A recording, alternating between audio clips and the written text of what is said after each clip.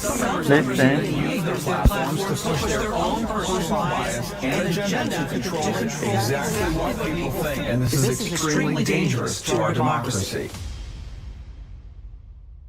Go to work, get married, have children, act normal, walk on the pavement, watch TV, obey the law, save for your old age, then repeat after me, I am free. Slavery, it works better when you don't tell them. It's all a mind game. William Casey, CIA director, will know when our disinformation program is complete when everything the American public believes is false. They don't call it television programming for nothing. What if all you ever knew was a lie?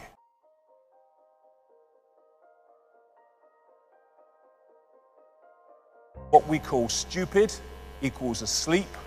What we call asleep is hypnotized, and what we call hypnotized is unconscious. We have been systematically put into a state of unconsciousness so that we cannot see what we are part of and what we are experiencing, though that is changing and changing fast. Until you make the unconscious conscious, it will direct your life and you will call it fate. All the time, the subconscious, which we're not aware of, is dictating the behavior and responses of the conscious. And if we don't understand the unconscious, then the conscious will just be a pawn in a game.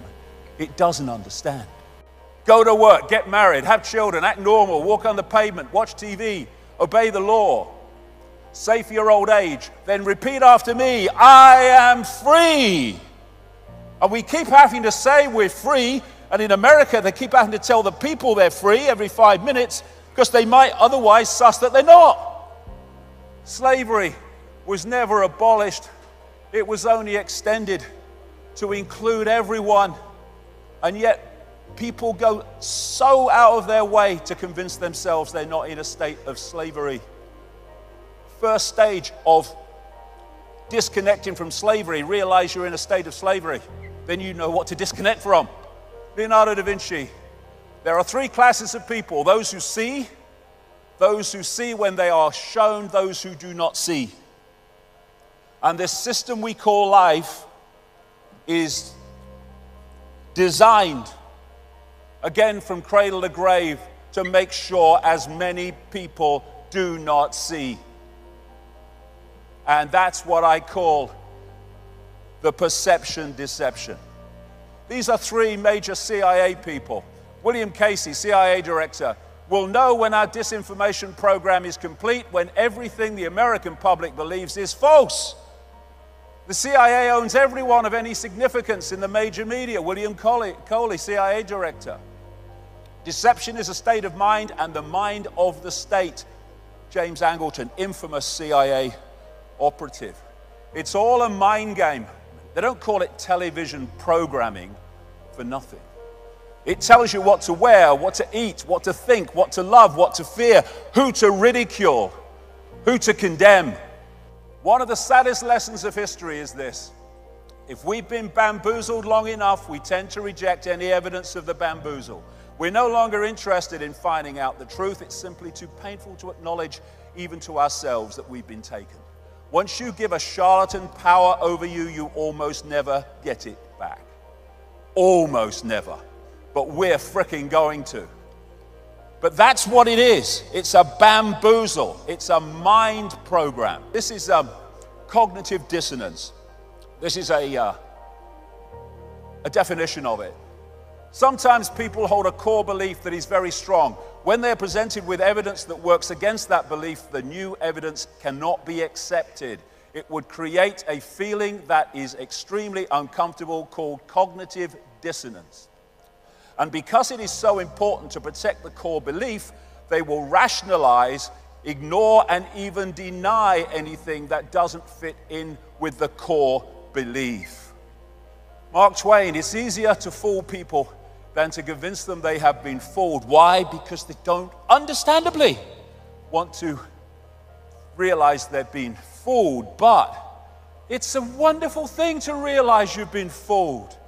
It's a great gift because from that point you will not be fooled any longer. It's a wonderful gift. This is another fundamental aspect of the bamboozle. It's called Stockholm Syndrome, a psychological phenomenon in which hostages express empathy and have positive feelings towards their captors, sometimes to the point of defending them. And this scene from the first Matrix movie captured the Stockholm Syndrome so perfectly. You have to understand, most of these people are not ready to be unplugged, and many of them are so inert, so hopelessly dependent on the system, that they will fight to protect it. And this great man, Giordano Bruno, it is proof of a base and low mind for one to wish to think with the masses or the majority, merely because the majority is the majority. Truth does not change because it is or is not believed by a majority of the people. When you find yourself on the side of the majority, it's time to pause and reflect. Why? Because history shows us that invariably the majority are always following a cul-de-sac or a dead end. Mahatma Gandhi, many people, especially ignorant people, want to punish you for speaking the truth, for being correct, for being you. Never apologize for being correct or being years ahead of your time. If you're right and you know it, speak your mind, speak your mind. Even if you are in a minority of one, the truth is still the truth. Birds born in a cage think flying is an illness. What you've been brought up with is your normal, however bloody mad it may be. What we're looking at is what I call bubble people. Bubble people. They live in a bubble of perception and reject anything outside of that perception. Thus, they stay in the bubble. And so all these institutions are programming beliefs and perceptions in the bubble. And unless you break out of it, they're the only perceptions you ever come across.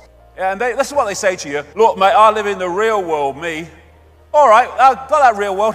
Go to work, get married, have children, get normal. I am free. That's the real world they're talking about. The real world of human slavery masquerading as freedom. You can ignore reality, but you can't ignore the consequences of ignoring reality. Can you remember who you were before the world told you what you should be? Can any of us remember that? When we're born into a world and from day one we're told who we are, what we should do, what reality is, what we should aspire to, what we should oppose, all of it. Just a program. If you sense more, there is more. Yes. It's people get stuck in the mode of thinking.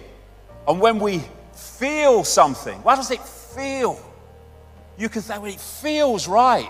It shouldn't, but it does. This is the true self. This is the program self. We have the power to change anything. We have got into this situation by realizing or not realizing the power we have, by not realizing the true nature of who we are.